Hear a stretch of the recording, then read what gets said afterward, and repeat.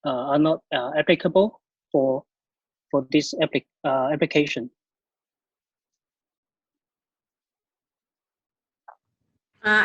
White, we've heard what you had to say there. We do have some questions we'd like to ask of you, and I presume, given the size of it, the balcony that faces south is the one that adjoins the living room, which would be the one that would create the greatest space for one. Yes. Yes, and we understand the weather conditions of that particular balcony. Our concern is with enclosing all three balconies is to understand the necessity to do that, given that, as you would be aware, SEP 65 residential flat apartment guidelines, etc., require open space to every unit that's built. And given that the other two balconies, albeit off bedrooms, have a north and an easterly aspect, and it just, a westerly, I think, north and westerly aspect, it seems to me that that would provide good amenity for the occupants of the unit to keep as open space. That is unenclosed.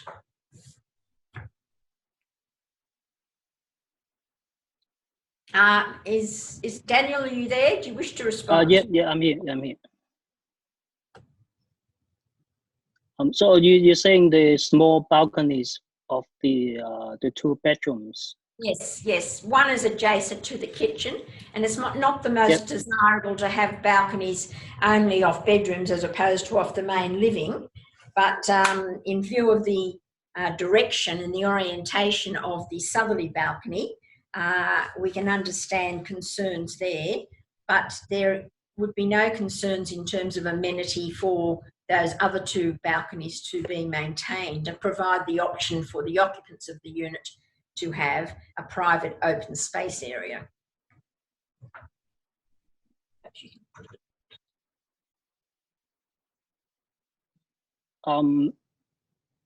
Well, my client, they want to do the same thing as the other apartments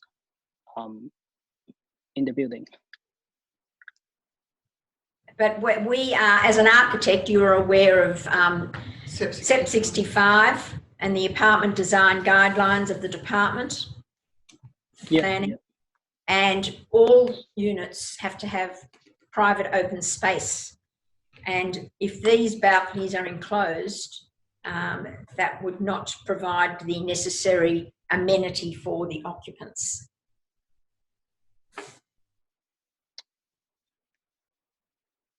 Okay.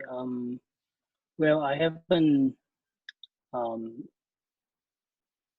because now I've just your submission was that you were seeking to have conditions deleted, which would keep them as separate spaces, but to be included in the floor areas. Yes. Yeah. Well,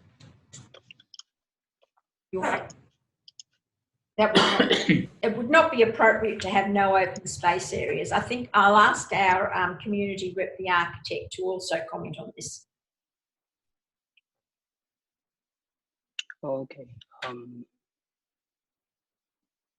Jane? Can I also comment, Daniel, is that if you were going to provide for the balconies to the bedrooms in your application, you want to have those existing windows and doors deleted, am I correct? Is that what you were saying?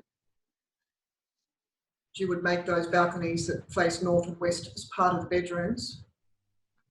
Yes. Well, what are you going to do about the rule for window sills and security for children in bedrooms? Because the current application doesn't satisfy that requirement, as far as I can see, for sill height.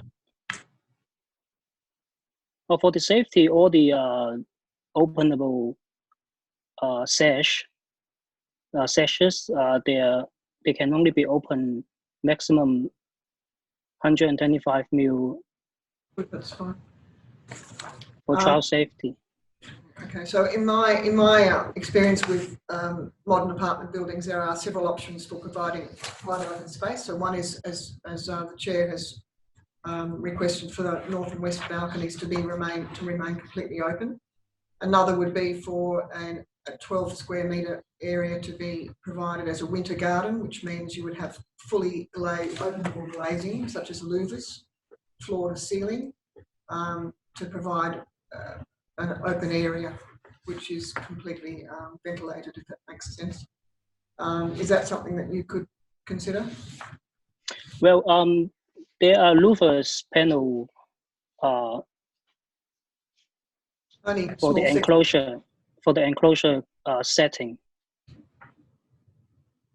I can only see several small panels which are above balustrade height in the drawings we've been given.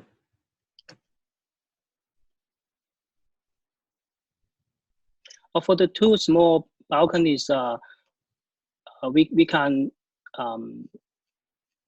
demolish the existing balustrade wall. I mean the dwarf walls. Yes, understood.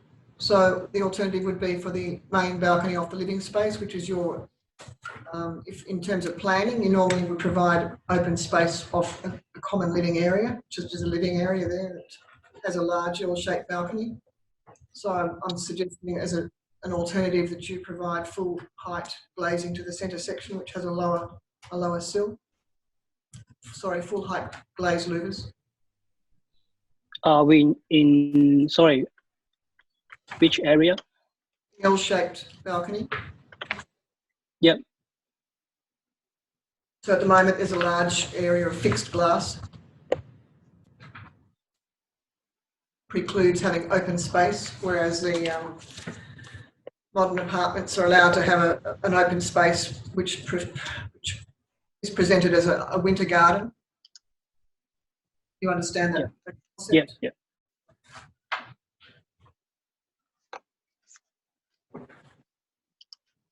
I think what the panel is looking for, I'm correct in saying the chair, is we're looking for 12 square metres of open space to be provided. So it's a choice between either providing full height louvers adequate to 12-metre open space or leaving the bedroom balconies open. Something needs to be provided. Sure.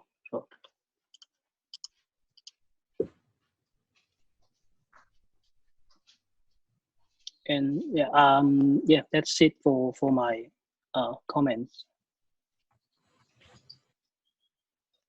What did you say?